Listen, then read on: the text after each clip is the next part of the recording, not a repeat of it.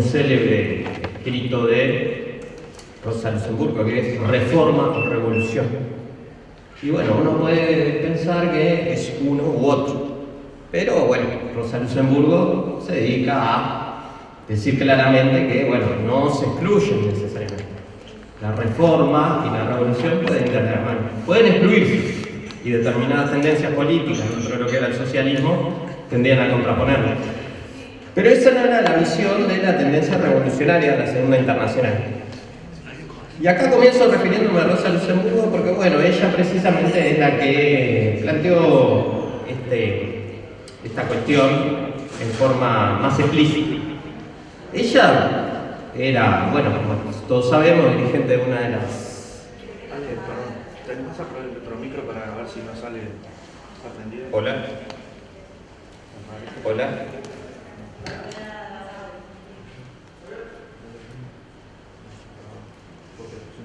¿Puedes usar eso? No. Bueno. Ella, como sabemos, era dirigente del Partido Socialdemócrata alemán. Después se transformó en dirigente de los espartaquistas, que dio lugar al Partido Comunista. Y tuvo debates con Lenin y también muchas coincidencias, ¿no? Porque en primer lugar tenían una coincidencia importante porque eran, bueno, el sector o representaban a dos de las tendencias revolucionarias dentro de la Segunda Internacional. Hubo también una importante coincidencia también entre los espartaquistas y los bolcheviques contra, bueno, la adopción por parte de la mayoría de los partidos y dirigentes de la Segunda Internacional de una opción guerrerista en la Primera Guerra Mundial, el alineamiento de los grandes dirigentes con sus respectivas burguesías, lo cual llevó a Lenin a llamarlos socialpatriotas, ¿no? Y hubo una importante coincidencia en esta cuestión, en la crítica al revisionismo y la crítica a una concepción no revolucionaria, sino, bueno, reformista. Lenin fue uno de los críticos de esta visión reformista que tiene tal vez dos antagonistas principales.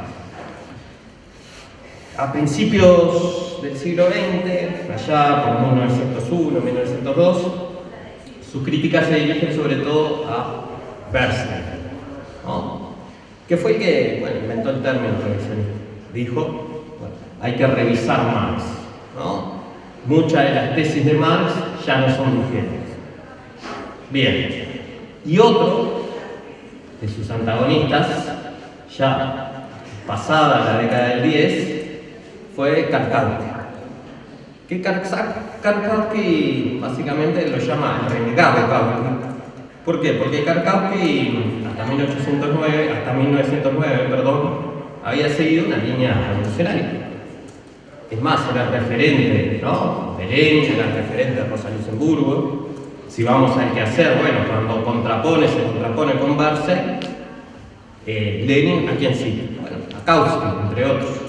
Pero en 1810, bueno, Kautsky empieza a dar un giro hacia la derecha que lo lleva a transformarse para Lenin en el renegado. Bueno, ¿qué es lo que planteaban los revisionistas? ¿Y qué implica revisión? Bueno, revisión en realidad en sí misma, si lo pensamos, no es algo negativo, ni revisión, ni renovación, etcétera, etcétera. La revisión, podríamos decirla, bueno, es necesaria. Es más, podríamos decir que Lenin fue un revisionista además.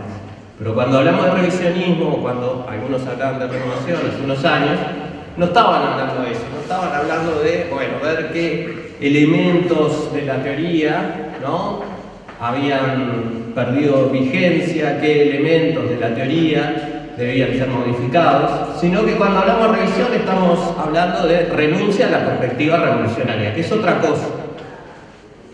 Lenin, por ejemplo, pongamos por caso, el otro día la compañera Marisa habló de la concepción del Estado. ¿Qué es lo que hace Lenin? Bueno, en su folleto El Estado y la Revolución, que para Valenti fue, bueno, uno de los escritos que más daño hizo a la izquierda, hay que ver que bueno, qué es lo que entiende por daño, qué es lo que entiende por izquierda.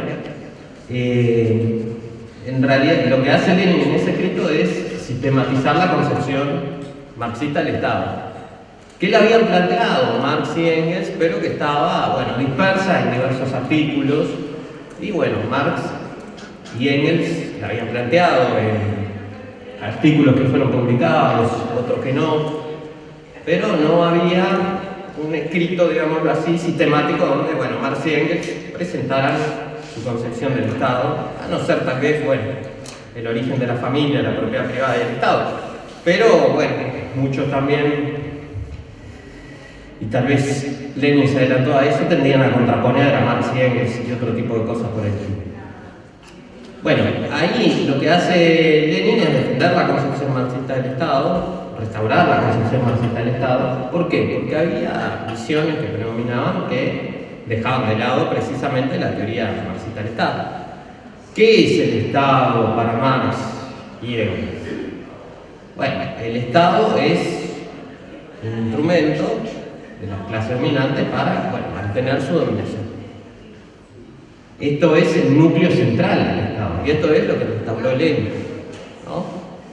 Y de esto se derivan, bueno, toda una serie de cuestiones. Por ejemplo, que, bueno, la clase trabajadora no le basta solo con conquistar el poder y la maquinaria del Estado, sino que tiene que destruir esa maquinaria y construir una nueva maquinaria, un nuevo Estado, que Lenin, Engels y Marx llaman un semi-Estado en algunos momentos. No es exactamente un Estado como eran, bueno, los Estados desde la antigüedad hasta la actualidad, porque es un Estado que tiende a defender los intereses de, bueno, la clase de la mayoría del pueblo contra, bueno, contra una minoría que quiere restaurar el orden anterior. El Estado, históricamente, que ha sido el instrumento de una minoría para mantener la explotación y la dominación, bueno, a la mayoría del pueblo. Entonces, Lenin, por un lado, es claro que defiende la teoría del Estado de Marx, restaura claramente la teoría del Estado de Marx en ese, bueno, folleto, libro que es El Estado y la Revolución. Pero hay un libro casi contemporáneo, un año anterior, creo que lo edita, que es El imperialismo, fase superior del capitalismo.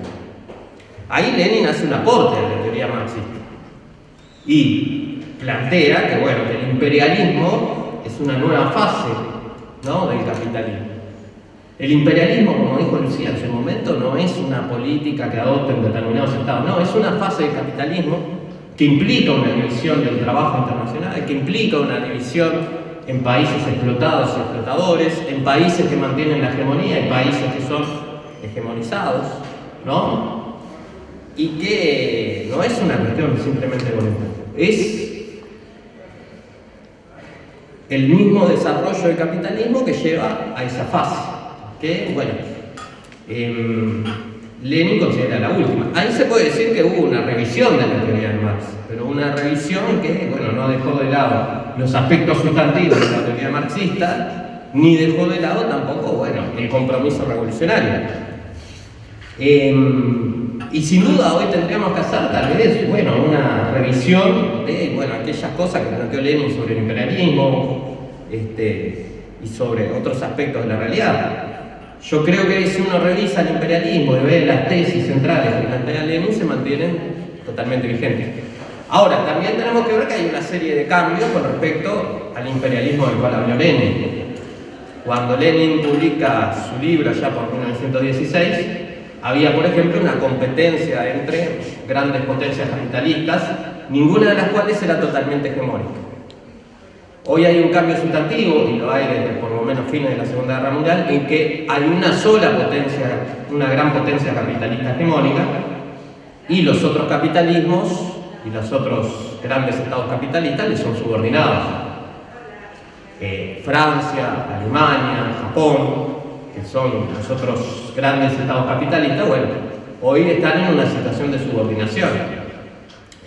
Incluso Japón, podemos decir que está en una situación, bueno, de subordinación tan grande que está llena de bases norteamericanas, militares, y tiene un grado de subordinación política, bueno, que es difícil de entender. Francia, por lo pronto, tiene una tendencia más autonomista o levemente más autonomista con respecto al hegemón yanqui, pero ahí tenemos una diferencia sustantiva. También hay una diferencia que nosotros en general la izquierda no ha tomado en cuenta, es que Estados Unidos logra, sobre todo a partir de 1945, pero sobre todo a partir de los acuerdos con los grandes productores de petróleo, que su moneda, el dólar, se transforme en moneda hegemónica a nivel mundial. No ha habido en la historia un precedente de eso. No había una moneda sin respaldo en oro, o que no fuera oro, que fuera hegemónica, a nivel mundial como lo es Estados Unidos. Y esta hegemonía de su moneda, es algo central en el imperialismo contemporáneo. La manipulación de la moneda y, que hace que ello sea fácil para financiar algo que hace, imprimir billetes, ¿no? Pero los países que dependen de esa moneda para sus transacciones internacionales, si Estados Unidos le hace un bloqueo, si lo boicotea, si bloquea los préstamos, la tiene bastante complicada. Estamos precisamente en uno de los países sancionados por Estados Unidos, ¿no? Y que, padeció en carne propia esa realidad. Y creo que ahora estamos en un momento clave de la historia, que no nos estamos dando cuenta. Hay un proceso de desdolarización mundial, al cual creo que en el largo plazo, en el mediano plazo, Uruguay no va a poder permanecer ajeno, por más voluntad que tenga, la actual derecha, la calle, y tal vez no solo la derecha, porque creo que sectores lamentablemente del progresismo que no tienen una conciencia clara del imperialismo y de las posibilidades que hay hoy de cambiar, de transformar, de quebrar esta hegemonía mundial. Y estamos en un momento clave, importante. El otro día leía algo que me parece interesante, ¿no? Y que creo que es en gran medida así. El imperio estadounidense tuvo durante mucho tiempo, sobre todo a partir de la década del 90, claramente la hegemonía económica, la hegemonía ideológica y la hegemonía militar. Hoy por hoy la hegemonía económica está muy cuestionada. El ascenso de China ha sido muy importante y China se está transformando en una gran potencia que tiene características diferentes a lo que es Estados Unidos, ¿no?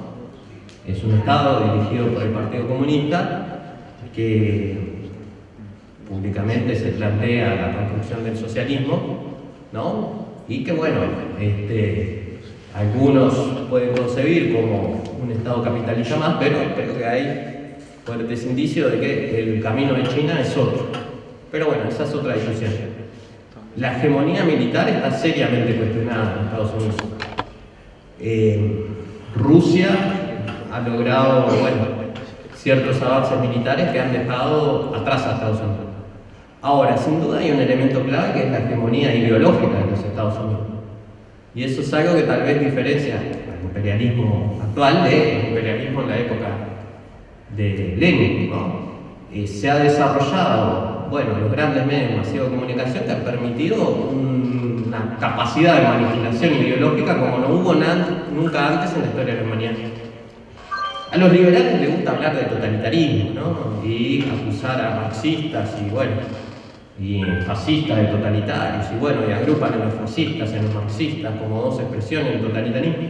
En realidad tal vez no haya nada más totalitario que las democracias actuales, que han logrado un grado de manipulación y de control que hace que la gente no sea consciente, o que gran parte de la gente no sea consciente del grado de manipulación y de control que hay, ¿no? Control en un sentido de no solo de tal o cual cosa, no solo manipulación de la información, sino una gran capacidad para producir determinado tipo de ser humano que es monstruoso. Y esto, también nos remite a Lenin, ¿no? Porque esa gran hegemonía ideológica que tiene el imperialismo actual, ¿cómo puede ser combatida? Ahí debería cumplir un papel fundamental el rol educador de las organizaciones de izquierda. Y yo creo que lo hemos dejado en gran medida de lado. ¿Qué es un partido de izquierda? Bueno, es un partido que lucha por la conquista del poder, si es un partido revolucionario. Pero también para esa conquista del poder es fundamental su rol de educador. Arismendi y Macera insistía mucho en una cuestión que era la revolución cultural. Previo a la revolución política se tiene que producir una revolución cultural.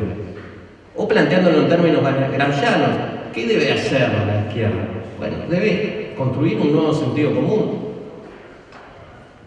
A todos nos debe pasar que muchas veces cuando debatimos en los sindicatos, en los comités, etc., muchos compañeros, bueno, reproducen el sentido común dominante, ¿no? No está muy alejado de los cánones ideológicos dominantes. Seguramente, bueno, siempre se dio ese fenómeno, pero creo que no se daba en el grado que se da ahora. Hoy estamos en una nueva situación porque después de la caída de la Unión Soviética, bueno, hubo una gran crisis, que en tiempos históricos son muy breves, pero en tiempos humanos son muy largos, donde la izquierda no ha podido reconstituirse, ni ha podido reconstituirse como una opción ideológica firme. Tal vez en América Latina no estamos tan mal, pero lo de Europa hoy es una tragedia, ¿no? Es una tragedia, ¿no?, que existan movimientos de ultraderecha. Sí, lo es, pero sobre todo es una tragedia que no existe una izquierda capaz de plantear una alternativa político-ideológico real. Si uno revisa la mayoría de los partidos de izquierda, Europa, socialistas, y bueno, muchos no solo socialistas, sino comunistas, muchos apoyan la intervención de la OTAN o la guerra por delegación contra Rusia. El PSOE, que por ejemplo es uno de los principales apoyos y está muy preocupado por la autodeterminación supuestamente de los ucranianos, apoyó la anexión por parte de Marruecos de la República Saharaui. Y bueno, no hay nada nuevo en la socialdemocracia, porque ya hizo eso en 1914, que fue lo que denunció Lenin, se alinearon con sus burguesías, pero el problema es que esto se ha extendido a otros sectores que no son solo de la socialdemocracia. Bueno, entonces, cuando hablamos de revisionismo, tenemos que hacer, me parece, previamente esta aclaración. Revisión, renovación, bueno, relectura es necesaria. Ahora, cuando se habla del revisionismo de Berti, más que relectura, se habla de renuncia a las piedras angulares del marxismo, como decía Lenin. Y, bueno, Bernstein fue como uno de los primeros antagonistas y uno de los primeros en plantear, bueno, una concepción que llamamos revisionismo. Y Lenin decía, tiene una frase que es muy interesante, que es que la reforma es una cosa muy seria para dejarla en manos de los reformistas. Los revolucionarios, o los que intentan ser o intentamos ser revolucionarios, debemos luchar por las reformas. Pero en esa lucha por las reformas, bueno, los revolucionarios le dan a esas reformas un cariz o un sentido diferente al que le dan los reformistas. Esto está muy claro, por ejemplo, en el texto ese que, bueno, compartí de Rosa Luxemburgo, ¿no? Las reformas y los pequeños cambios y las transformaciones en la sociedad no van a hacer que llegue acumulativamente el socialismo. Es más, es clave que la izquierda, las organizaciones izquierdas, las organizaciones revolucionarias, eduquen a las masas en el momento de realizar las reformas. Que es algo que se hacía bastante, ¿no? Por ejemplo, a nivel sindical, bueno, es muy importante la lucha salarial. Bien, pero es todo un problema cuando nos quedamos solos en la lucha salarial.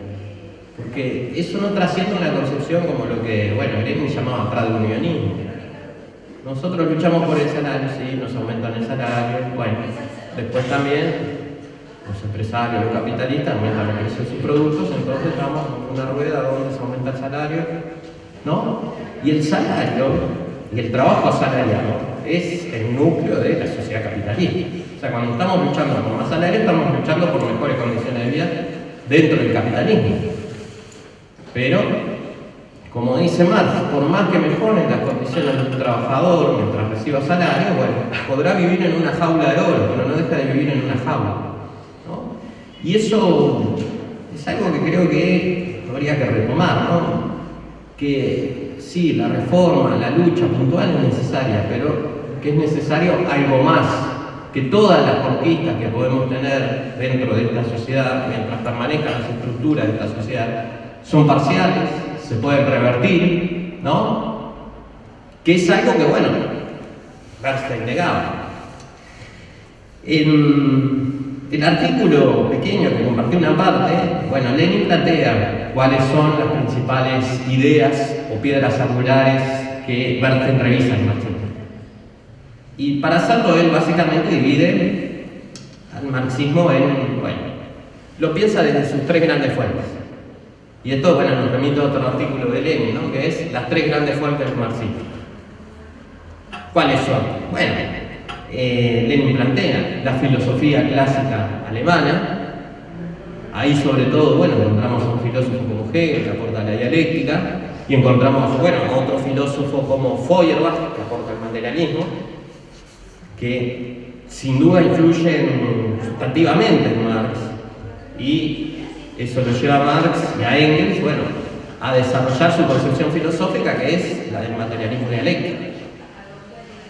Bien, ese materialismo dialéctico, ¿cómo lo debemos entender? ¿O cómo lo define Engels en algún momento brevemente? Bueno, Engels dice, el materialismo dialéctico es la concepción según la cual el mundo debe ser concebido más como un conjunto de procesos que como un conjunto de cosas, de objetos. El núcleo fundamental de la doctrina dialéctica es concebir la realidad como procesos contradictorios en el cual hay fuerzas contradictorias que producen el cambio, el movimiento. Y eso se da no solo a nivel de la sociedad, no se da solo a nivel del pensamiento, como podía plantear Hegel, sino que se da a nivel de la realidad en su conjunto. También se da, como decía Engels, a nivel de la naturaleza. Hay una dialéctica, decía Engels, de la naturaleza. Hay una dialéctica específica del ser humano. ¿Por qué? Porque, como decían Engels y Marx, en las sociedades, en el ser humano, empiezan a jugar un papel fundamental, bueno, la conciencia, el pensamiento. Pero, ¿qué es lo que lo diferencia? Y hay una dialéctica específica de los seres humanos y de las sociedades, que es la que Marx plantea en las tesis sobre Feuerbach, que también deberíamos recordarlas, creo yo, una y otra vez. La tesis 11 es la más conocida, también mal interpretada, pero sobre todo la tesis 3, donde nos plantea que, bueno, el ser humano es producto de sus circunstancias y su educación, dice el viejo materialismo, el materialismo contemplativo. Pero y el ser humano modificado es producto, dice el viejo materialismo también, de circunstancias modificadas. Pero esa visión olvida que el ser humano también puede transformar esas circunstancias. O sea, hay un núcleo fundamental en Marx, en Engels, que creo que es el que restaura Lenin en su práctica y que lo restaura teóricamente, que es el papel activo del ser humano en la historia. El ser humano no es un mero producto, y esta realidad que está acá afuera es, en gran medida, ¿qué cosa? Bueno, una objetivación de las prácticas, las luchas humanas que se dieron anteriormente. Y es una objetivación, no es algo meramente subjetivo, porque ahí tenemos otro de los grandes problemas que podemos ver en gran parte de la izquierda, que, bueno, ha sido presa o se ha desviado, como quieran llamarlo, hacia concepciones, bueno, relativistas, escépticas. El mundo es concebido como un más allá incognoscible. No lo podemos conocer, ¿no? Todo es relativo. Todos son autopercepciones. Bueno, pero Lenin decía, ya en Materialismo y Imperio Criticismo, ya cuando estuvo por Suiza, que ese relativismo tiene un contenido profundamente conservador en última instancia. Si todo es relativo, si todas las teorías son válidas, ¿no? Si no existe algo así como una verdad aproximada y objetiva, entonces es tan válida la teoría que dice que el mecanismo fundamental de explotación de nuestra sociedad es la extracción de plusvalía, como las teorías liberales que dicen que no existe la explotación. Si lo llevamos un poco más, en esto no son consecuentes por lo general. La mayoría de los intelectuales de acá yo creo que se mueven dentro de esta concepción relativista hoy por hoy. Pero cuando uno les dice sobre la dictadura, ahí no son consecuentes con el relativismo. Ahí no se dice que, bueno, la teoría de los demonios es una teoría tan válida como la teoría que dice que, bueno, hubo un golpe de Estado que torturó sistemáticamente, que mató, y eso fue para frenar el ascenso revolucionario de la clase trabajadora en Uruguay, que es un fenómeno latinoamericano, e imponer un modelo, ¿no?, y una reestructura del capitalismo que es lo que a la larga llamamos neoliberalismo. Ahí los intelectuales de izquierda dejan de lado su teoría sociológica o filosófica más general, izquierda, progresista en un sentido muy amplio, y adoptan posiciones, digámoslo así, materialistas, ¿no?, o realistas, como se dice en filosofía. Pero la tónica general que predomina, bueno, son las visiones relativistas, todo pasa por autopercepciones, mucho Foucault, mucho Derrida y poco más. Y yo no diría, no digo, ¿no?, porque tampoco, y esto, bueno, no podemos aislarnos ni ser una especie de secta que solo lea Marx, Lenin y Engels, pero cuando leemos a otros autores lo que hay que tratar es no de hacer una especie de Frankenstein ecléctico, ¿no?, sino, bueno, hacer una lectura que dé lugar a una síntesis, bueno, dialéctica. Hay aspectos particulares que pueden aportar muchos autores, pero nosotros tenemos que tener, bueno, una concepción firme y no ecléctica de las cosas. Que lo que predomina últimamente, bueno, es eso, mucho eclecticismo. El eclecticismo básicamente es una concepción contradictoria, que no es sostenible, ¿no?, de la realidad y de las cosas. Pero bueno, Bergson lo que revisaba era la dialéctica, rechazaba la dialéctica, hablaba del armatoste dialéctico. Debemos dejarlo de lado. Hegel es un perro muerto, como decían, bueno, muchos filósofos, y adoptaron los revisionismos. También adoptaban el evolucionismo, o la visión, digámoslo así, estrecha que se desprende de la teoría de la evolución. Que si uno va a Darwin, bueno, Darwin no es tan estrecho como es las ideologías darwinistas que se derivaron a partir de la teoría de la evolución. Hay una cosa que dice Darwin, que los biólogos de hoy cuestionan, que es que la naturaleza no da saltos. Entonces, bueno, esto lo tomaron Bergson y otros, bueno, si la naturaleza no da saltos, tampoco puede darlo la sociedad. Hay que hacer pequeños cambios, ¿no?, acumulativos, que poco a poco nos van a ir llevando al socialismo. Para eso no es necesario siquiera la toma del poder por la clase trabajadora. Basta con la participación parlamentaria, con las luchas sindicales, y así poco a poco vamos a ir logrando el socialismo. Bueno, aparte que esta teoría es falsa históricamente, hoy por hoy está cuestionada dentro de la biología, y los biólogos evolucionistas de hoy dicen sí, la naturaleza da saltos. Las nuevas especies no surgen solo por pequeños cambios acumulativos, sino que, bueno, a veces las nuevas especies surgen a partir de un salto radical que hace que, bueno, surja una nueva especie, y a veces ese salto radical se da a partir de un pequeño cambio en la anatomía que condiciona toda la anatomía corporal. Esto es algo que plantea, bueno, sobre todo un biólogo estadounidense muy cercano al marxismo, que murió bastante joven, Stephen Jay Gould, que propone una teoría neodarwinista, pero bueno, según la cual la naturaleza sí da saltos. Y es una de las teorías, bueno, hoy por hoy más aceptada dentro de la biología. No es que estemos hablando de una especulación filosófica ajena a los biólogos, ¿no? Estamos hablando de biólogos que plantean estas teorías, y bueno. Y ellos también toman, bueno, a Kant. A un Kant también bastante, digámoslo así, que le sacan los mejores aspectos. Y bueno, ven el socialismo ya no como producto de determinadas circunstancias materiales, sino como una sola opción ética. que acá creo que ha habido lugares a malas interpretaciones, después como pensar que Marx no presuponía una moral, una ética, cuestión que, por ejemplo, Arismendi critica, ¿no? Que Marx era un pensador científico, que veía a toda ética como una construcción ideológica. Yo creo que ahí, bueno, hay un profundo error que surge en gran medida de que todo el revisionismo adoptó una postura, bueno, antimaterialista y según el cual el socialismo era solo una opción ética. Ahí está la cuestión, no es solo una opción ética, creo yo, sino que es bastante más. Hay determinadas condiciones materiales que hacen que el socialismo sea posible. Si no existen esas condiciones materiales, bueno, lo que podemos hacer es especulación, y nada más.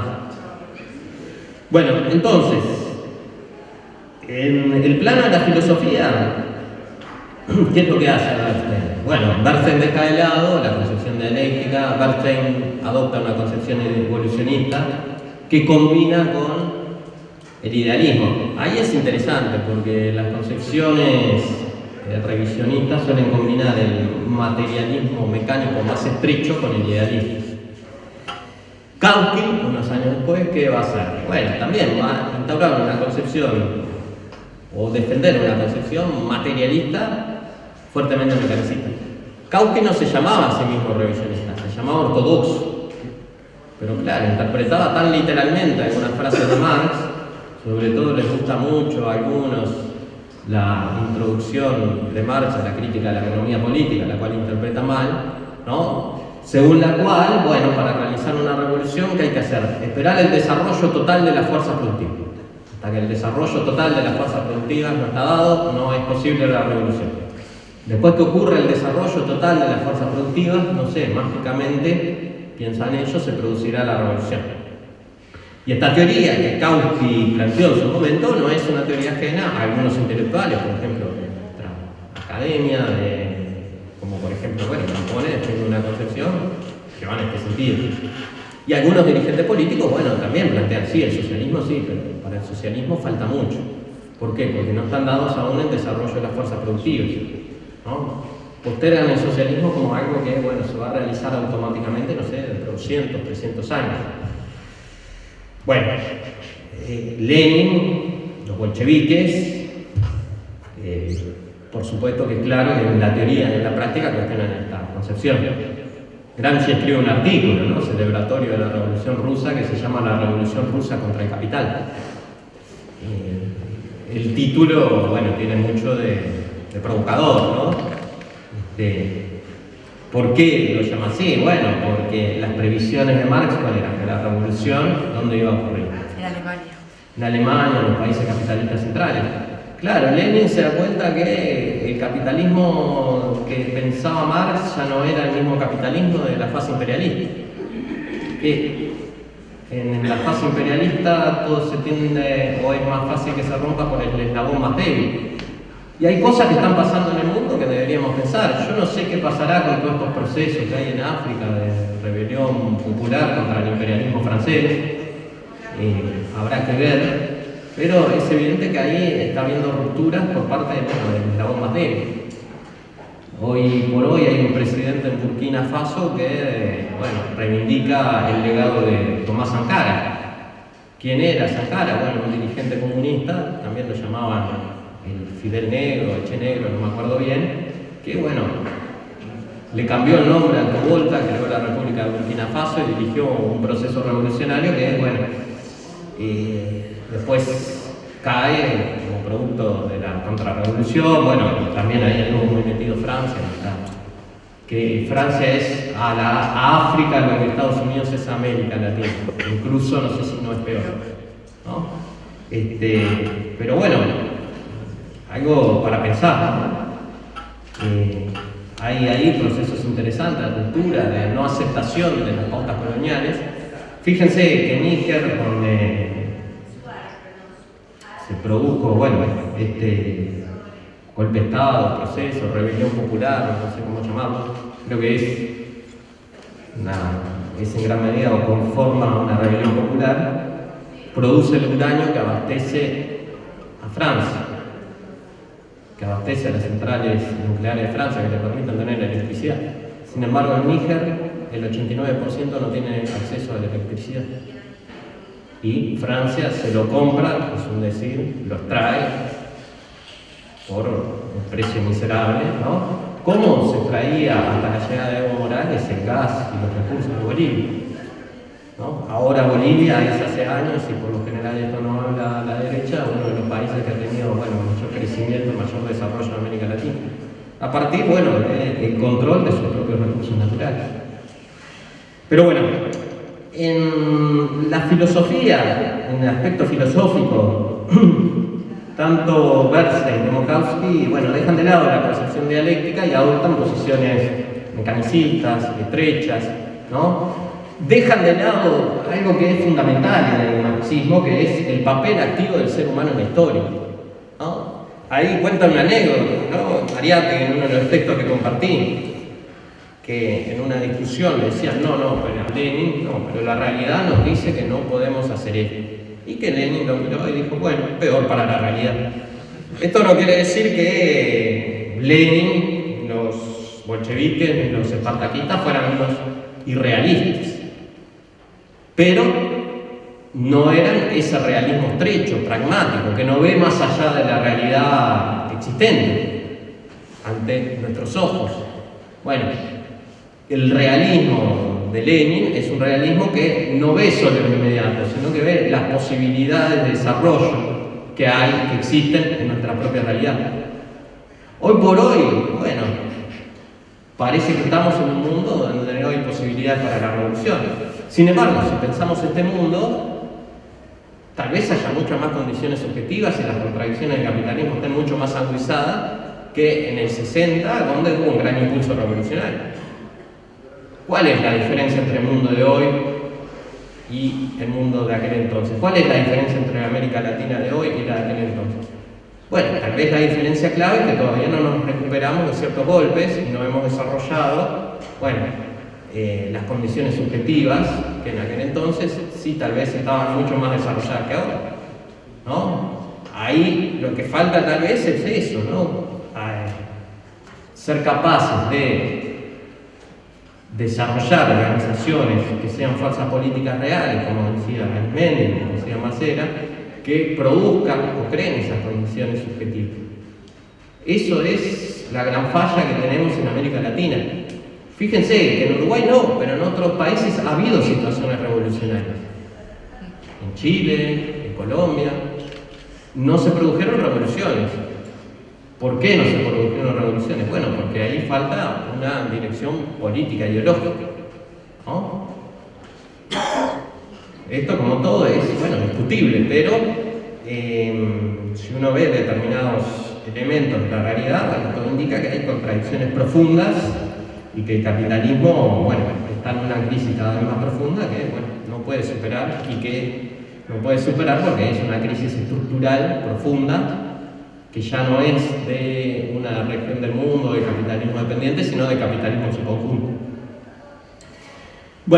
También Kautsky y Bernstein revisaban lo que se vincula con la otra gran aspecto de la doctrina marxista, que es la teoría económica, que según Lenin, esa teoría económica se deriva en gran medida de la economía política inglesa.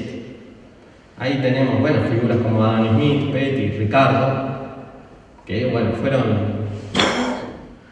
grandes científicos, ¿no? Respondían a una clase, pero no dejaban de ser grandes científicos.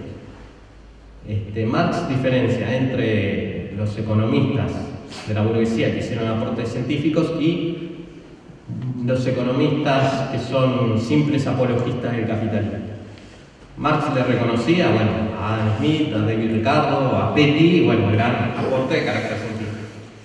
Entre otras cuestiones, la teoría del valor trabajo, ¿no? La idea de que el valor está determinado por el trabajo socialmente necesario para producirlo, se basa en la economía política inglesa y es clave para entender la teoría de la plusvalía que desarrolla Marx, ¿no?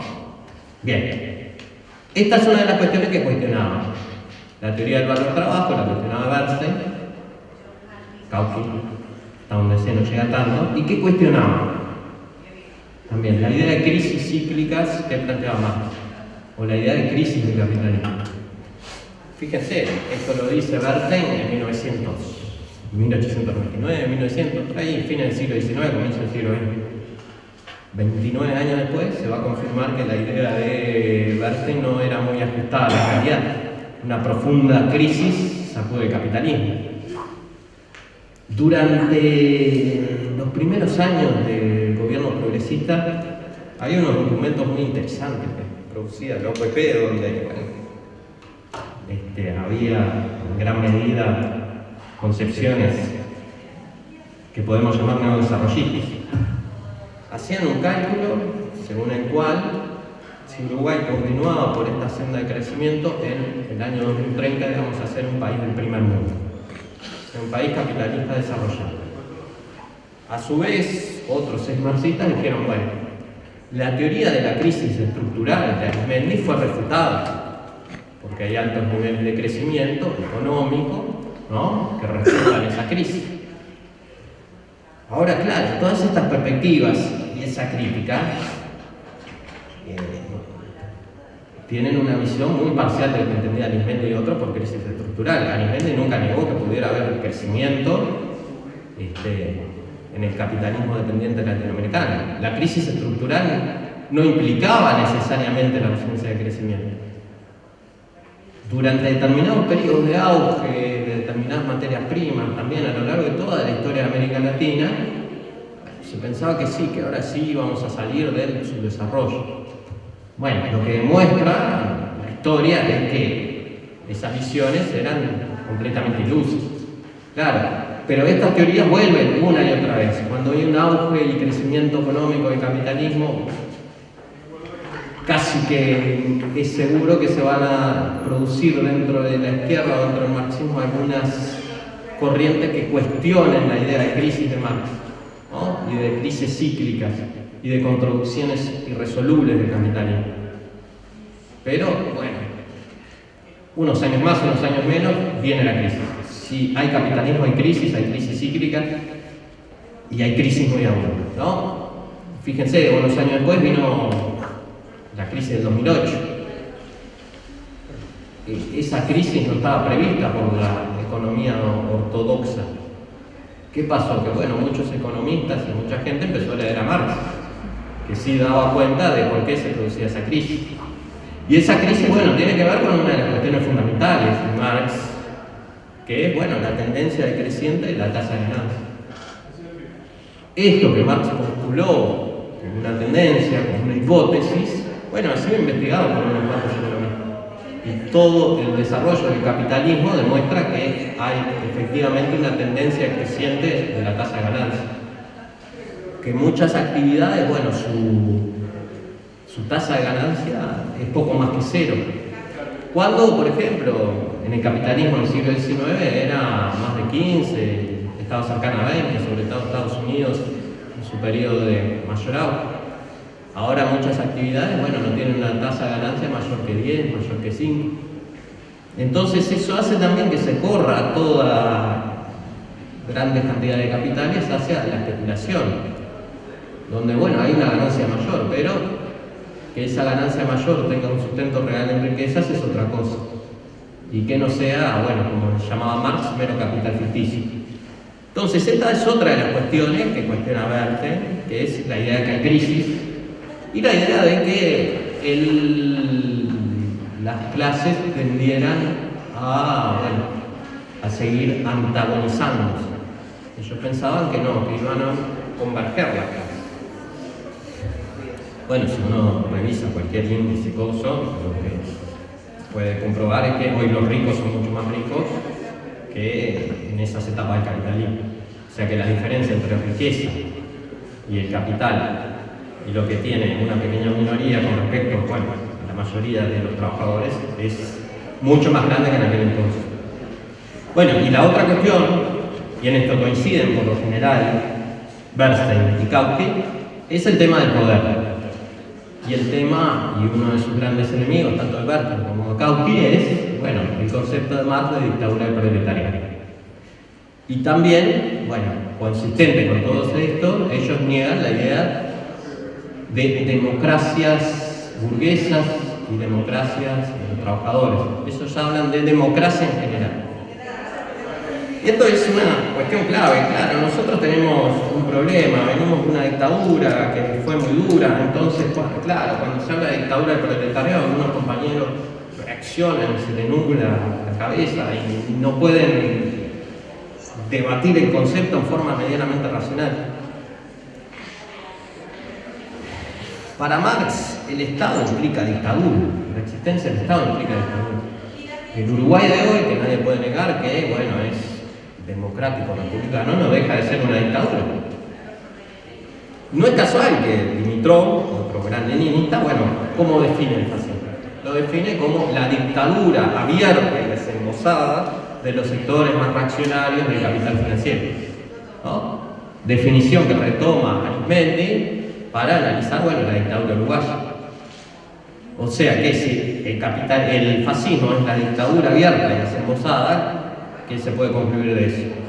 Que la República Democrática es la dictadura no abierta y no desembosada. Hay una definición interesante que da, ¿no?, un marxista inglés, que es Ralph Milligan, que define a estos gobiernos, a los gobiernos llamados republicanos, democráticos, a estas democracias capitalistas, como oligarquía con formas democráticas. Es una oligarquía. O sea, acá no gobierna el pueblo. Si vamos a la definición de Lincoln, ¿no?, al cual, bueno, Marx en su momento apoyó, esto evidentemente no es un gobierno del pueblo, por el pueblo y para el pueblo. Acá no gobierna el pueblo, este gobierno es claro que no es para el pueblo, ¿no? Y eso creo que es algo que, bueno, deberíamos retomar y tener, bueno, bastante claro. Y más teniendo en cuenta algo que, por ejemplo, plantea Einstein en su carta de 1949, ¿por qué socialismo? Einstein, bueno, sostiene ahí, ¿no?, de que los representantes políticos, que representan al pueblo, bueno, representan a las grandes empresas, expresan sus intereses. Y plantea que en estas sociedades también se han desarrollado grandes medios de comunicación que manipulan la información. Y esos grandes medios de comunicación, ¿a quién pertenecen? Bueno, a los grandes capitalistas que concentran toda la riqueza, ¿no? Se forma una gran oligarquía capitalista de grandes propietarios que concentra la riqueza y también concentra los grandes medios que forman la opinión pública, ¿no? Entonces, eso creo que es una cuestión clave y que hay que discutir con cierta racionalidad y dejar de lado ese poder mágico que viene en algunas palabras, esa cuestión fetichizada. ¿Por qué? Porque si no tomamos conciencia de que el poder no está en manos del pueblo, que no está en manos de la clase trabajadora, que mientras haya, bueno, democracia, este tipo de democracia, el poder no está en manos de la clase trabajadora, bueno, no vamos a tomar conciencia de que no hemos conquistado el poder. Yo recuerdo cuando empecé a militar, siempre se nos decía, bueno, conquistamos el gobierno, no vamos a conquistar el poder. La conquista del poder es otra cosa. Hoy eso me parece que no está muy claro muchos compañeros. Es más, te dicen, no, tenemos que volver al poder. En realidad el Frente Amplio nunca tuvo el poder. A lo sumo tuvo una pequeña parcela de lo que llamamos poder político y nada más. La vía que propone Arismendi, que la propone, bueno, específicamente para Uruguay y tal vez para algunos otros países, no implica dejar de lado la conquista del poder. Es otro camino, pero el objetivo sigue siendo el mismo. Entonces, esto es precisamente, bueno, lo que dejan de lado Kautsky, lo que dejan de lado Bernstein, que confunden democracia actualmente existente con democracia en general. No es tampoco, como piensan algunos, que esta democracia no sea valiosa. Sin duda, toda la experiencia de las dictaduras nos dice que este tipo de democracia, por más que sea la dictadura, es mucho mejor que la dictadura abierta y desembosada de los sectores más reaccionarios del capital financiero. ¿Por qué? Porque acá tenemos muchas más condiciones para organizarnos, para luchar, para, bueno, realizar conquistas. No se trata de eso. No se trata de las visiones infantilistas de, bueno, es todo lo mismo y cuánto peor mejor. No, esto es mejor, pero esto no puede ser el objetivo que nosotros nos propongamos como ideal organizativo de la sociedad y el mundo, sino que, bueno, nosotros apostamos a otra cosa. En esta democracia incluso existen, bueno, muchas cosas que comparativamente en el Uruguay, bueno, tienen un carácter mucho más avanzado que en otros lugares. Acá tenemos institutos como el plebiscito, tenemos, bueno, gobierno, otras cuestiones, que sin duda diferencian el Uruguay, bueno, de otros países. Pero hay que ir, bueno, mucho más allá. Y ahí hay otra cuestión que es central, que es el tema del aparato del Estado, que es lo que, bueno, Lenin trabaja en el Estado y la Revolución. Y ahí Lenin establece claramente que la concepción de Marx y Engels apuntaba a destruir el aparato represivo de la burguesía. No puede haber conquista del poder sin la destrucción del aparato represivo de la burguesía. Este fue tal vez el gran error de Allende. Allende consideraba que esta tesis de Marx no era vigente en Chile. Que en Chile las Fuerzas Armadas tenían un compromiso democrático fuerte y republicano y que no iban a operar como instrumento de la clase dominante. Esto fue algo que señalaron en su momento, señalaron a los chilenos, hasta donde yo sé, tanto Arismendi como Fidel Castro. Él, bueno, pensó que, por ejemplo, Pinochet tenía un fuerte compromiso democrático. Bueno, la historia mostró lo que mostró, ¿no? Que el aparato de la clase dominante respondió a la clase dominante cuando llegó el momento. Y esto creo que es algo que debemos tenerlo siempre en cuenta. ¿Cómo desmontamos, cómo destruimos ese aparato represivo? Bueno, es otra cosa. En una situación revolucionaria por vía armada si el grupo insurgente, como es el caso del 26 de julio en Cuba, toma el poder, bueno, se destruye el aparato. Por la vía democrática avanzada es otro camino que seguramente es mucho más complejo. Seguramente, bueno, nos tenemos que plantear cuestiones intermedias, ¿no? Como, por ejemplo, aislar a los sectores más fascistas de las Fuerzas Armadas, que en nuestro caso habría que ver si son la mayoría de las Fuerzas Armadas, ¿no? Recuerdo que en alguno de los congresos del Frente Amplio la mayoría votamos, por ejemplo, que la educación de los temas específicos no militares se diera en conjunto en el liceo del país. Que no hubiera ese aislamiento ni un control por parte de las Fuerzas Armadas. Perdimos no porque fuéramos minoría, éramos la mayoría del Congreso. Pero bueno, los compañeros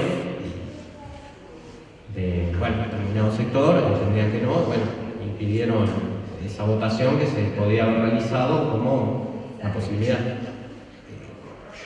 5 años después pudimos ver, ¿no?, cómo Cabildo Abierto y otros tienen votos alineados, ¿no? Y en gran medida gracias a ese control político ideológico que tienen del liceo militar, de la estructura militar, de todo. Yo lo viví también por mis estudiantes, ¿no? Veía a las hijas de los soldados rasos con las listitas de Cabildo Abierto, ¿no?, en Pando, en otros lugares. Entonces, me parece que esos son como algunos de los puntos claves que plantea Lenin, ¿no? Resumiéndolo un poco. En filosofía, Lenin es un gran defensor de la dialéctica. Es un gran defensor de la dialéctica, un gran crítico tanto del mecanicismo como de las concepciones escépticas, subjetivistas, ¿no? Esto no quiere decir, y Lenin lo dice muy claramente en el empiriocriticismo, materialismo y empiriocriticismo, que la dialéctica rechaza totalmente el escepticismo. Lo que dice que la dialéctica tiene un momento escéptico, pero no se puede reducir al escepticismo. Claro, no nos debemos pensar que somos poseedores de una verdad absoluta y acabada. ¿Por qué? La verdad siempre es, dice Lenin, aproximativa. Y también el mundo va cambiando constantemente, entonces tenemos que estar tratando de ajustar constantemente nuestra concepción de las cosas. Pero la concepción relativista, según la cual todo es relativo, no existe una verdad, que concibe a la realidad como un más allá incognoscible, también la concibe como un más allá intransformable. De eso ya lo tenían clarísimo en la antigüedad, ¿no? Los antiguos escépticos decían que, bueno, como no podemos conocer la realidad, ¿no? ¿Qué es lo que debemos hacer? Bueno, adaptarnos a las normas de la ciudad y no luchar por transformar las cosas porque no sabemos si eso que hacemos está bien o está mal, es correcto o es posible. El escepticismo extremo siempre conduce a la conclusión de que no se puede cambiar nada, ¿no? Si no lo puedes conocer, ¿cómo lo vas a poder cambiar? La idea de que algo se puede transformar implica la idea de que tenés un conocimiento por lo menos aproximativo de esa realidad. Si queremos transformar el capitalismo es porque sabemos, entre otras cosas, que el capitalismo se basa en la explotación del hombre por el hombre, o del ser humano por el ser humano, ¿no? Bueno, algunas verdades aproximadas tenemos. Tenemos que cuestionarlas permanentemente, tenemos que ser bastante humildes, ¿no? Y no pensar que tenemos ya toda la verdad y nada más que la verdad y todos los demás son unos ignorantes, pero tenemos que partir de la base de que podemos conocer la realidad y podemos transformarla, y en la medida que la transformamos la conocemos, y en la medida que la conocemos también, y no concebimos el conocimiento como una contemplación ajena a la realidad, la transformamos. Acá, insisto, están las tesis sobre Feuerbach y es lo que Lenin reintroduce. Y si leemos, bueno, a autores como Lukács, autores como Gramsci, autores como Mariátegui, que son los grandes leninistas, o algunos de los grandes leninistas del siglo XX, junto creo yo con Arismendi, ¿no? Bueno, y Fidel, y Che, este tema es fundamental. Sí, el ser humano es un producto de sus circunstancias y su educación, pero el ser humano también puede transformar esas circunstancias a su educación. La realidad objetiva es en gran medida la realización, ¿no?, de muchas luchas, prácticas y también de proyectos subjetivos que se han planteado los seres humanos o las generaciones anteriores. No es una exterioridad pura e intransformable. Y digo esto porque si uno ve a la mayoría de las concepciones que predominan en la izquierda, si bien critican en el plano teórico la tesis del fin de la historia, la aceptan en la práctica. Cuando uno critica a Fukuyama, no, Fukuyama dice que la historia ha llegado a su fin, no, pero la historia no ha llegado a su fin. Ojo, Fukuyama lo que dice es que el capitalismo y la democracia liberal son insuperables. Y la mayoría de las concepciones progresistas, que es lo que te está diciendo, que es lo que acepta implícitamente, que vos podés mejorar el capitalismo, que podés lograr un capitalismo más justo, que podés lograr una democracia liberal un poco más democrática, pero no te está planteando un cuestionamiento ni de la democracia liberal ni del capitalismo. Es decir, que está aceptando las tesis de Fukuyama, la historia llegó a su fin. Algunos compañeros, bueno, lo dicen explícitamente. Otros no lo dicen explícitamente, pero piensan que, bueno, la revolución será algo que tengamos que hacer dentro de 300 años. Yo creo que la revolución, como decía Lukács y como planteó Lenin en su práctica, es una cuestión actual, ¿no? Bien. Entonces, en el plano filosófico de esas tres grandes partes integrantes de la doctrina marxista, creo que esto es fundamental. Bueno, en el plano económico también, ver que el capitalismo está en una profunda crisis estructural, no como dicen algunas visiones que suponen que esta crisis es algo pasajero. A esta crisis le añadimos hoy una crisis ecológica profunda. El capitalismo cada vez se hace más insustentable desde el punto de vista ecológico porque destruye, como ya vio claramente Marx, no solo al ser humano sino también a la tierra. Hay una profunda crisis ecológica de la cual debemos también tomar conciencia. Este capitalismo nos está llevando, como dijo Engels, es como un tren que nos está llevando hacia la misma, ¿no? Y no tomamos conciencia. Hay muchos ecologismos, ¿no?, que, claro, porque el sistema como que crea sus propias teorías, y tiene una gran capacidad como para crear distractores, ¿no? Y embarcar a un montón de gente, sobre todo jóvenes, en tal o cual lucha parcial, que no cuestiona el capitalismo en sus raíces más profundas, ¿no? Pero es un problema real y un problema que tanto Arismendi en alguno de sus escritos como Macera, bueno, le dieron una relevancia fundamental. En Marx y los desafíos de la época, bueno, Arismendi plantea el problema de la crisis ecológica. Y es algo en lo que vuelve a insistir en la entrevista que le hace en 1987, Forjar el viento, Barros Lemes, bueno, vuelve a insistir con ese problema. Después es un problema en el que insiste Macera. Es un problema que debemos tomar en cuenta y que es un tema, bueno, fundamental. Sobre todo en un mundo en que ahora te venden energías verdes, cosas que son, bueno, profundamente destructoras del medio ambiente, ¿no? Porque eso es otra cosa, vienen una venta de ganancias y ahora te venden todo como verde, ¿no? Bueno. Entonces, en filosofía es fundamental esa restauración de la concepción dialéctica que hace Lenin. En economía, bueno, esta idea de que, bueno, el capitalismo vive una crisis profunda. Hoy por hoy la crisis es más profunda tal vez que en aquel entonces, y que, bueno, la idea de verse de que el capitalismo había superado sus crisis es algo totalmente irreal, ¿no? Utópico, falso. O sea, la tesis de Berten ha sido refutada por la historia. También decía él que no iba a haber más guerras. Bueno, después se desataron las dos peores guerras de toda la historia de la humanidad. No hubo guerras más mortíferas que la Primera Guerra Mundial y la Segunda Guerra Mundial. Ahí Solen, un personaje que, bueno, tenía sus cosas interesantes, que fue un poco referencia de Gramsci, de Lukács, de Mariátegui, tenía algunas otras cosas, bueno, bastante cuestionables, definió la Primera Guerra Mundial como una guerra entre plutócratas en nombre de la libertad, o una carnicería entre plutócratas en nombre de la libertad, y es una definición muy sintética y muy clara. Y hoy por hoy, bueno, ¿qué está haciendo el imperialismo yanqui? Bueno, promoviendo la muerte de los ucranianos. En Ucrania tomó el poder una serie de organizaciones fascistas o afines al fascismo que, bueno, llevaron a los ucranianos a un nacionalismo absolutamente antihistórico e imbécil que los está llevando a su propia autodestrucción.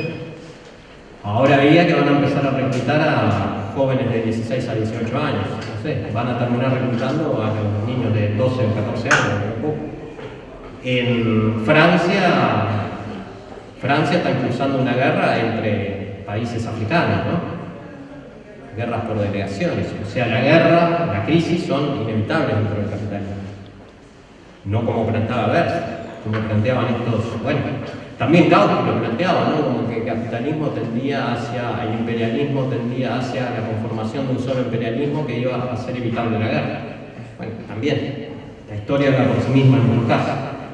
Y bueno, lo último es esa cuestión, la conquista del poder, la dictadura del proletariado. Dictadura del proletariado no quiere decir un régimen autoritario en el cual se imponga a la fuerza la ley del pueblo.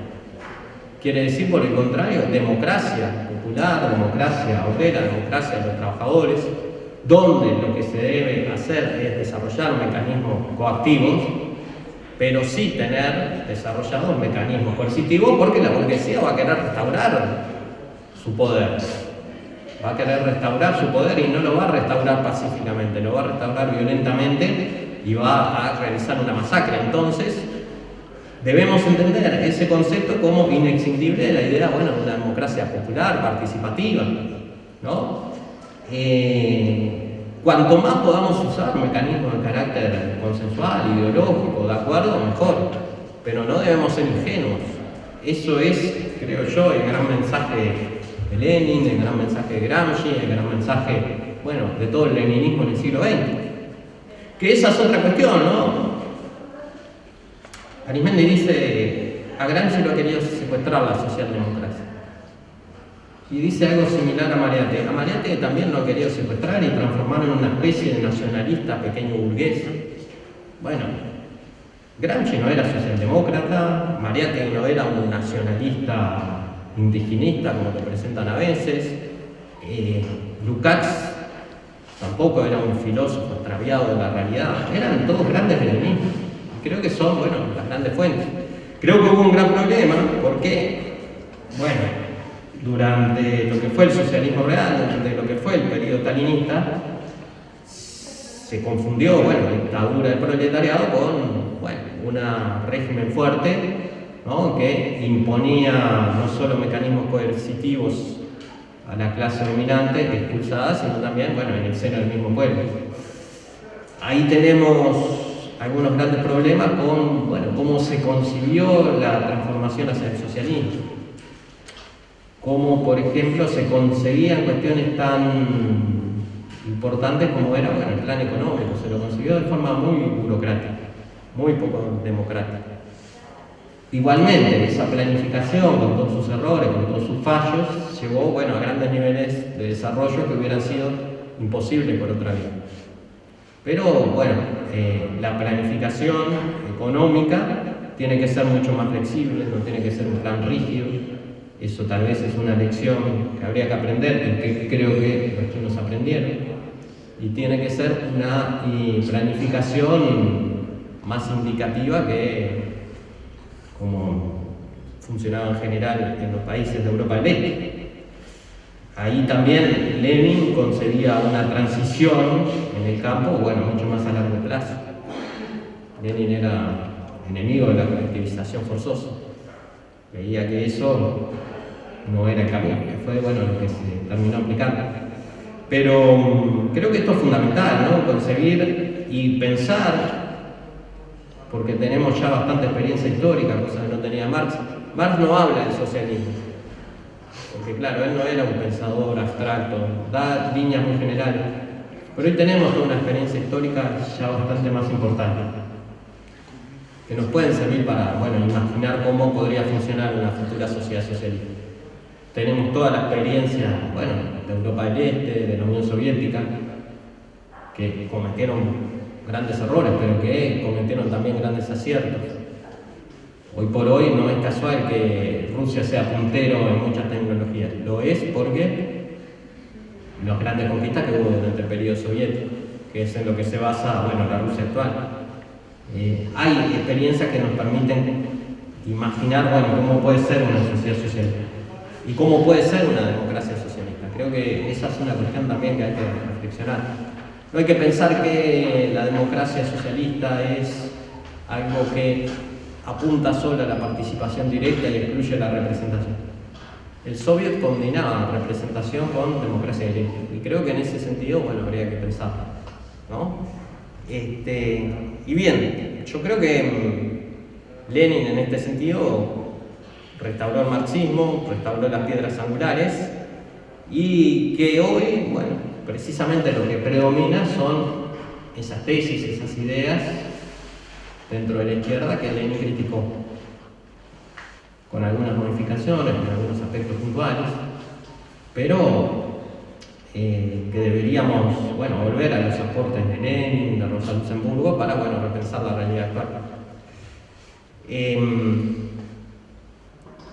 ¿Por qué? Porque, como decía Lenin, bueno, la reforma es una cosa muy seria para dejarlo en manos de los reformistas. Yo que, bueno, estoy en la educación, vamos a estar en la educación, bueno, sabemos que se cometieron profundos errores en la educación. Por ejemplo, las pautas ideológicas, las cuales parlan los reformadores, progresistas, bueno, no son muy diferentes a las que hoy impulsa el actual gobierno.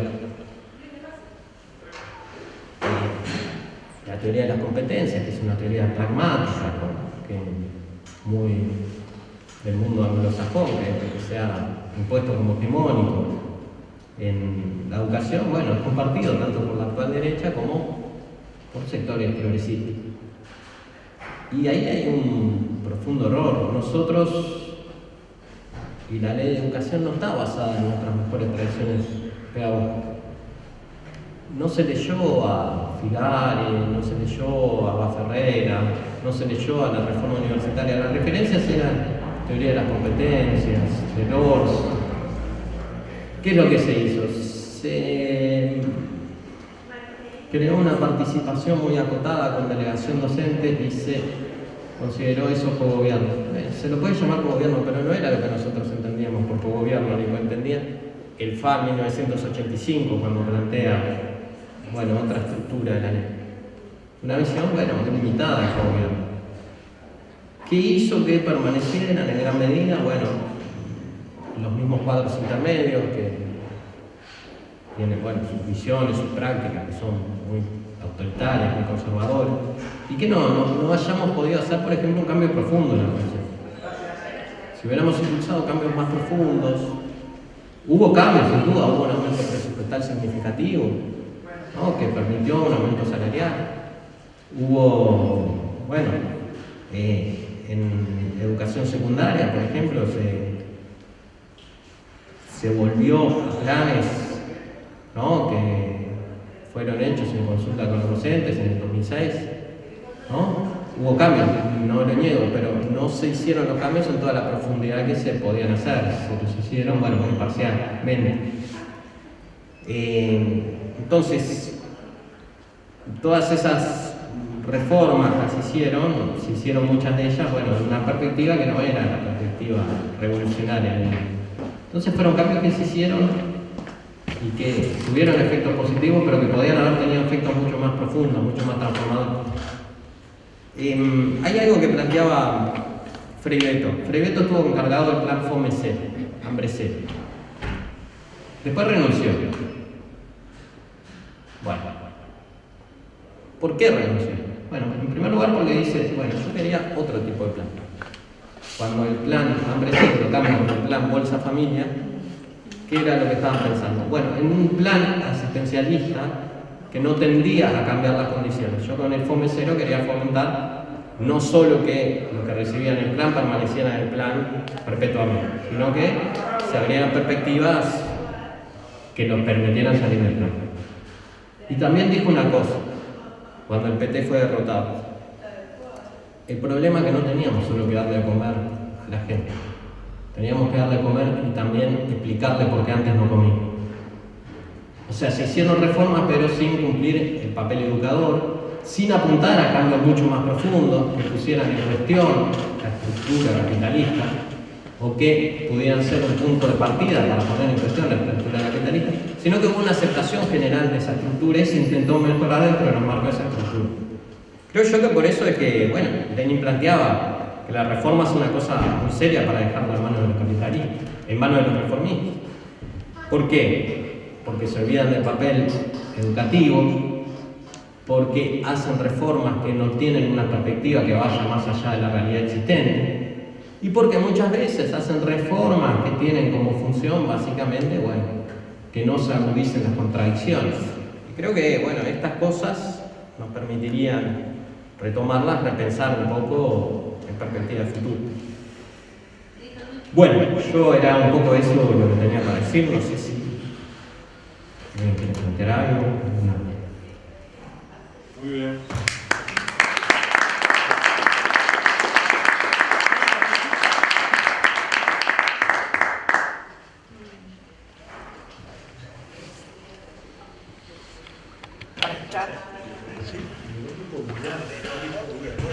Me pareció interesante. Ahora, la verdad, voy a tener que esperar la grabación. Sí, salía con el entrecortado además. Sí. Capaz que la conexión. Bueno, gracias, Berti. Bueno, compañeros. Ay, lo escucho, perdón. Sí. Sí. Nos vemos. Hola. Hola. Me sumo a lo que dijo el compañero. En realidad se escuchaba y a veces se escuchaba muy cortado que las frases quedaban cortadas. Y lo escuché también el anterior, el curso anterior, y también sale mal de la transmisión. O sea, no se escucha bien.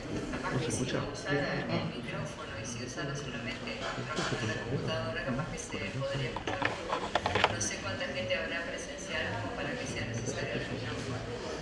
Eso lo verán ustedes. Pero yo quiero hacer una pregunta. Sí.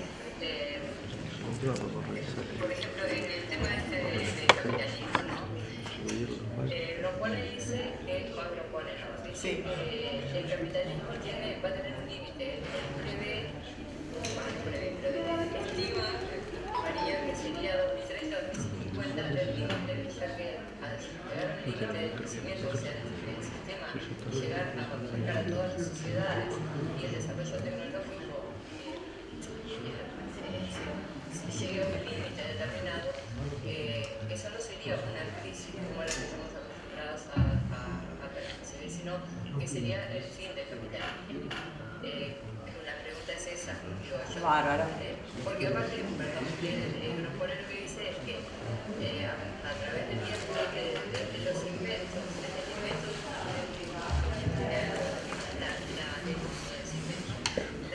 lo dicen las aceleración de la historia, ¿no? Cada vez es menor el tiempo que transcurre entre el invento y la puesta en funcionamiento del mismo.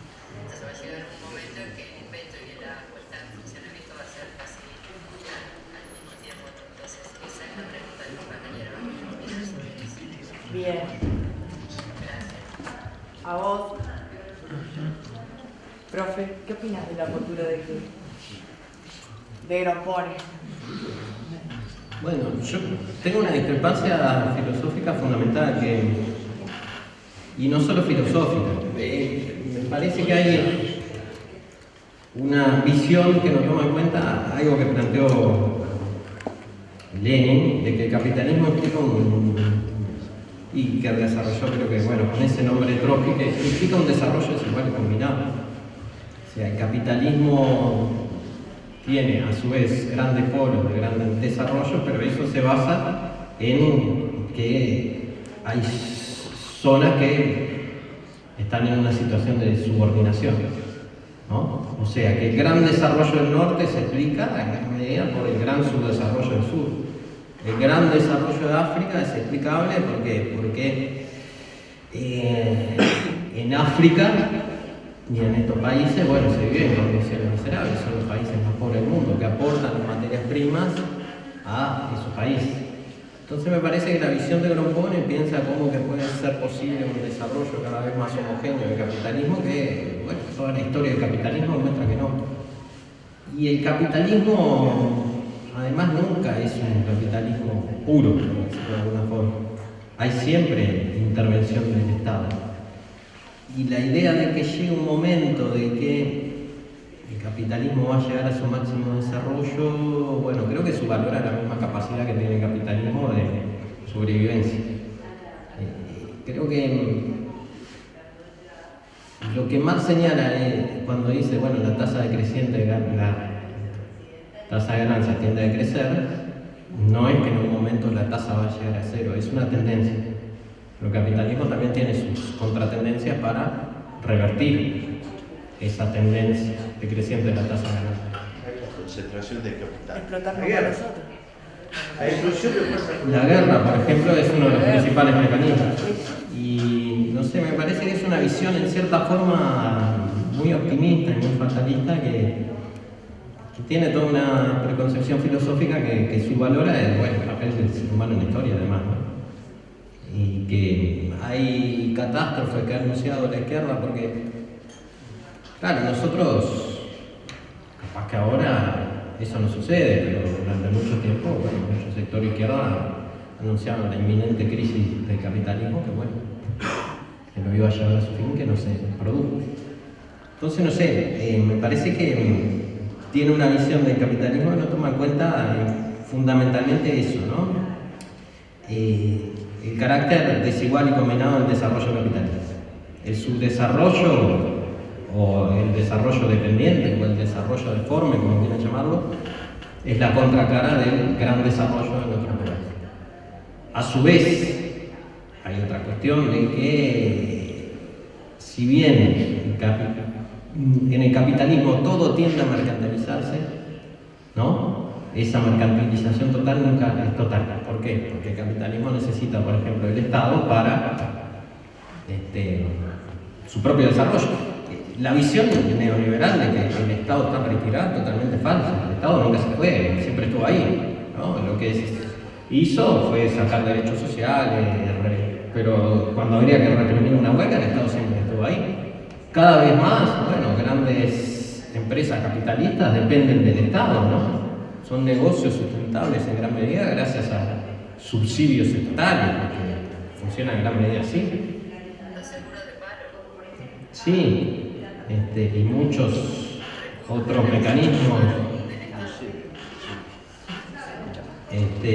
Sí, muchos otros mecanismos, por ejemplo, todas las concesiones, licitaciones, etc. Y muchas empresas acá, yo no sé si se sostendrían si no fuera por el Estado, o sea. Por la zona franca. Sí, la zona franca, que implican las exoneraciones impositivas, o las mismas empresas de transporte, ¿no? Que reciben subsidio del Estado, que el Estado no revisa, ¿no? Y que, bueno, después hacen las cosas que hacen ellos, ¿no? O las mismas empresas de la educación.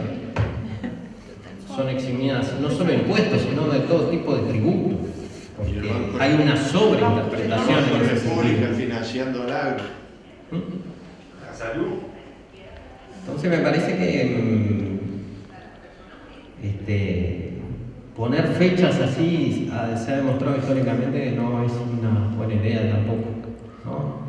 Y que... Tampoco estamos tan lejos de 2030 como para demostrar que no es así, no sería. Sí, estamos un poco más cerca que cuando me planteo, bueno, la primera vez. Como dice Moreno, podría estamos demasiado cerca como para que el capitalismo sea. Claro. Creo que está ahí el gran problema, que es, bueno, minimizar el papel del ser humano en la historia, que creo que es algo que tanto Marx como Lenin concibieron como fundamental. Los seres humanos son productos de determinadas circunstancias y de educación, pero también, bueno, los seres humanos hacen que la realidad pueda ir para un lado o para el otro, pueden modificarla. Creo que ahí está, bueno, la clave. En realidad yo creo que en gran medida, bueno, el planteo de Grompone tiene, bueno, mucho de planteo kafkiano, claro, y desde esa visión, bueno, las revoluciones que se produjeron fueron un error, como que no se deberían haber producido. Bueno, eso es algo, una visión histórica me parece, bueno, bastante rara. Las revoluciones se produjeron porque había causas objetivas y subjetivas que hicieron que se produjeran. Capaz que el gran error fue querer saltearse etapas y pensar que, por ejemplo, yo qué sé, políticas como la NET era una política para el corto plazo. Capaz que habría que pensar que la cuestión fundamental era el poder y la NET era la política a largo plazo y el camino no era la colectivización forzosa, sino, bueno, la cooperativización voluntaria. Pero no el mismo hecho de la toma del poder. La toma del poder se produjo porque hubo condiciones históricas. Lo cual refuta, bueno, la concepción de Kautsky, en la cual creo que en gran medida, o la que creo que en gran medida, bueno, replica Grompone. Digo, Grompone también plantea que fue un error la revolución rusa. No lo tenías. ¿Alguna consulta más, compañero? Bueno, No, gracias a vos. finalizamos entonces.